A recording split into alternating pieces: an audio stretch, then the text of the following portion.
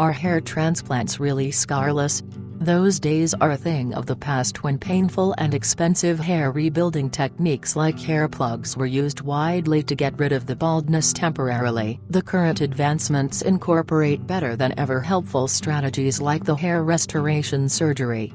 As opposed to conventional and traditional cosmetic techniques that frequently required patients to develop their hair out to cover up scarring and utilize extensive grafts of 10-25 hairs each, the latest strategies utilize single strip extraction, which influences the rebuilding process, making it more effective and accurate. Basically, when the scarless hair restoration surgery is performed, the specialist will start by trimming hair grafts from the back and sides of the head. Then, the surgeon starts accumulating the unions until the point that enough are assembled to be used in the sparse areas of the scalp. The technique least invasive in light of the fact that there are no cuts made in the scalp nor are there any occurrences of linear scarring, pain, swelling, or bleeding that is generated from the restoration procedure. Different advantages of the hair restoration are that it adds thickness and volume to the hair where it is required most.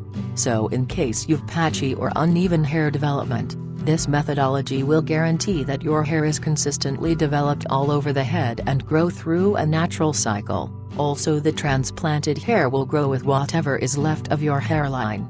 Apart from that, since there are insignificant to no injuries related to the surgery, restoration patients won't have to waste time with wound healing materials like sutures and other recovery tools. The cost of a scarless hair restoration differs depending on the patient's individual balding circumstance and what numbers of grafts are expected to accomplish the desired outcomes. The most ideal approach to get accurate cost is to visit the best hair transplant surgeon who can look at your transplant needs and provide you with a satisfactory cost. A hair transplant is done on an outpatient basis and it is performed on males and females who are experiencing baldness problem.